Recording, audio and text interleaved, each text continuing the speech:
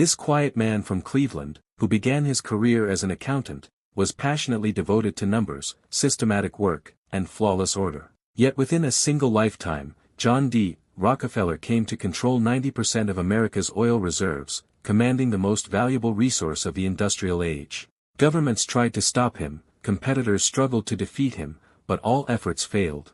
Because Rockefeller didn't just build a company, he built a system that could function without relying on any legal framework, social change, or even his own employees. Welcome to Money Chronicles, where money, power, and history intersect. Nothing is ever as simple as it seems. Before recognizing Rockefeller as a symbol of greed or philanthropy, you should understand this: he was a reflection of his time, and that time was ruthless. The mid-19th century was an era of chaos wearing the mask of progress. The United States was being reborn from the ashes of the Civil War. Railroad networks were connecting the continent from coast to coast, factory sounds filled the air, and countless new inventions, from the telegraph to steel production, were turning America into the manufacturing center of the world. But every rise requires fuel, and at that time, the world's light still depended on petroleum products. Unlike the oil we know today, before electricity conquered the night, this greasy, sticky liquid was refined into kerosene to light lamps. Towns like Titusville, Pennsylvania suddenly turned into gold rush zones. People were drilling wells wherever they could find oil and rushing barrels to market as fast as possible. Prices were constantly fluctuating in wild swings. People became rich overnight, only to lose everything the next day. There were no safety standards, no regulatory rules, no stability, just an atmosphere of boundless speculation. This was capitalism at its wildest and most lawless. And it was in this very environment that the story of John D. Rockefeller began. Born in 1839, Rockefeller grew up as the son of a devout Baptist mother and a wandering father involved in shady dealings. In this complex family environment, he developed a worldview that saw chaos as sin and order as salvation. At 16, he began working in an accounting office, where he became passionately attached to the world of balance sheets and financial statements. One of Rockefeller's quotes summed up his business philosophy: "I would rather earn 1% from 100 men's efforts than 100% from my own." When he looked at the oil industry, he didn't see wealth as others did, he saw waste. Dozens of refineries were fighting for small profits while squandering both resources and earnings. In 1863, Rockefeller invested in a small refinery in Cleveland, and 7 years later, he founded Standard Oil. From that moment on, he began bringing order to a chaotic industry. While his rivals speculated, he strategized. Through secret deals with railroad companies, he managed to ship oil far more cheaply than his competitors. And when rival companies objected, he usually made them offers they couldn't refuse. For those who resisted, he dropped prices so low that they either went bankrupt or were forced to merge. By 1879, Standard Oil was refining more than 90% of all oil in the United States. Yet, according to Rockefeller, this was not a monopoly, it was efficiency itself. In an interview with a journalist, he stated, "Competition is wasteful." To him, chaos led to the squandering of resources and harm to society. His true motivation was not greed but the pursuit of perfection, the idea that every drop of oil, every cent of cost, and every pipeline should be used in the most optimized way possible. Rockefeller understood a truth that few businessmen of his time could grasp: wealth was not created by producing more, but by controlling the processes of production and distribution. Anyone who controlled the three main stages of the oil industry, drilling, refining, and distribution, could control the entire industry. While most companies focused on only one area, Rockefeller sought to dominate all three. He bought pipelines, tanker cars, and barrel factories, built storage sites and distribution terminals. He didn't just sell oil, he owned the entire infrastructure through which oil was transported. Anyone wishing to enter the market had to pass through the system he had created. Then he introduced something entirely new, not a product, but an organizational model. In 1882, he established the Standard Oil Trust, a network of dozens of interlinked companies under a single board of trustees. This trust controlled prices, production, and profits across multiple states. It was the first corporate superstructure, a prototype for modern holding companies and conglomerates. Although the term trust eventually became synonymous with monopoly,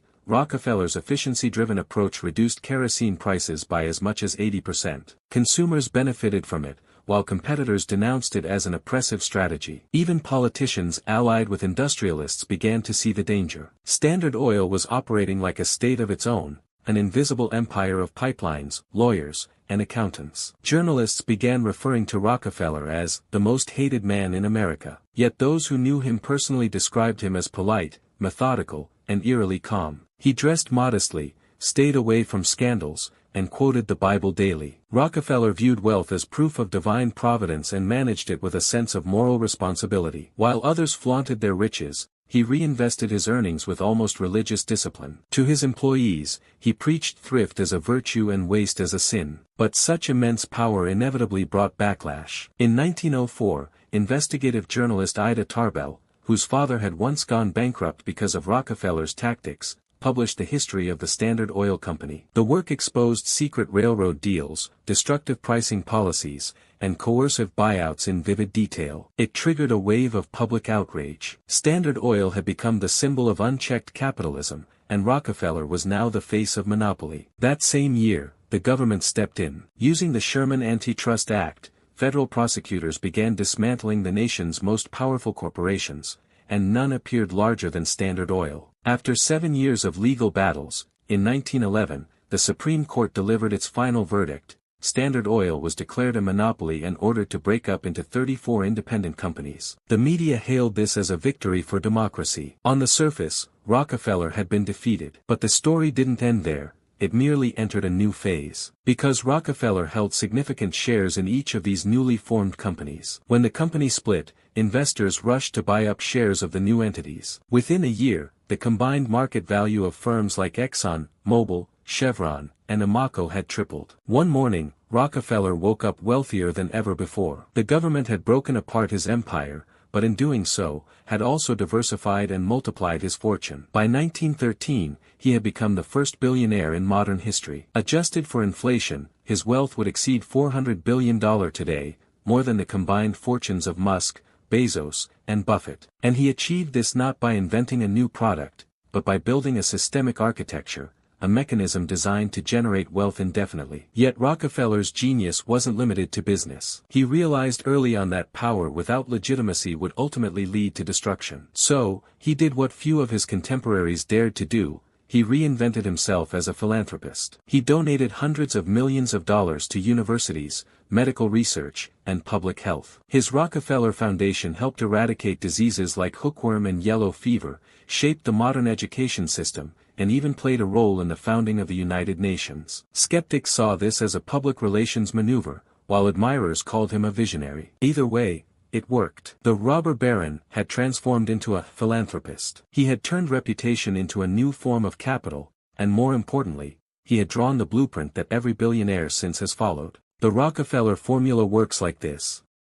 Seize an emerging market, hold your ground until you reach unassailable power, then rebrand your legacy through philanthropy. When governments intervene, the wealth has already moved elsewhere. When the public reacts, your name is already immortalized, on hospitals and in museums. The systems he built never disappeared, on the contrary, they multiplied. The trust model became the foundation of American corporate structure. The concept of vertical integration, controlling every step from production to retail, became the business model for modern giants from Apple to Amazon to Tesla.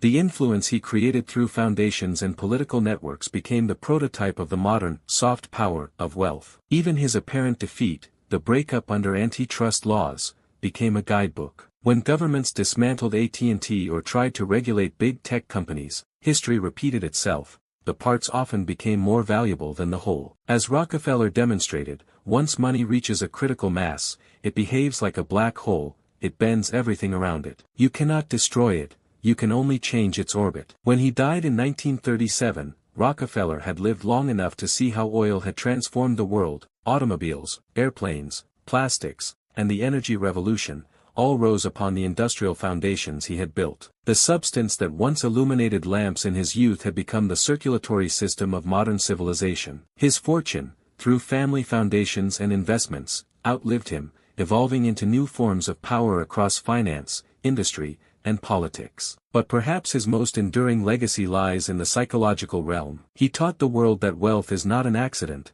it is engineered. He didn't discover oil, he discovered leverage. He proved that controlling infrastructure means controlling the economy, and controlling the story means outlasting history. Today's empires of technology, energy, and data follow the same silent rules. They grow rapidly, dominate markets, and apologize only after they've won. When regulators intervene, they adapt. When the public reacts, they put on the mask of philanthropy. In this new century, the same game runs on Rockefeller's algorithm. Like all great systems, it hides in plain sight. We call it progress, efficiency, or innovation. But beneath it lies the same equation: turn chaos into order and own the flow of value. The faces change, but the engine remains the same. Rockefeller's life was a living paradox of morality and power. While teaching Sunday school, he was simultaneously erasing his competitors from the market. While donating half his fortune, he ensured the other half kept growing through compounding interest. In his mind,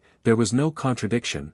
He was doing God's work, bringing discipline to a disordered world. "I believe the ability to make money is a gift from God," he once said. But history reveals a different truth. It was a gift of design, and Rockefeller designed it better than anyone else. The government could break up Standard Oil, and it did, but it could never destroy the idea behind it. That idea became the invisible skeleton of the modern economy: corporations that span continents, monopolies disguised as markets, and fortunes growing faster than governments can tax them. Whether we realize it or not, we all live within the system Rockefeller built. The real lesson isn't whether monopolies are good or evil, it's that systems of wealth always evolve faster than the laws meant to contain them. Rockefeller's empire was the prototype. Today's tech giants are its spiritual heirs. The same pattern repeats. Find a new resource, whether oil, data, or attention. Control the infrastructure. Then turn that control into inevitability. John D. Rockefeller didn't invent oil. He invented the concept of modern power. He understood that true wealth isn't stored in barrels or bank accounts, but in the plan that keeps the flow alive. Because once you build such a system, money never stops. It keeps moving, even after you don't. He began as a man counting pennies in a small ledger. He died as the architect who rewrote the DNA of capitalism. If this story gave you a new perspective, join Money Chronicles. History has the answers. I'll show you where to look.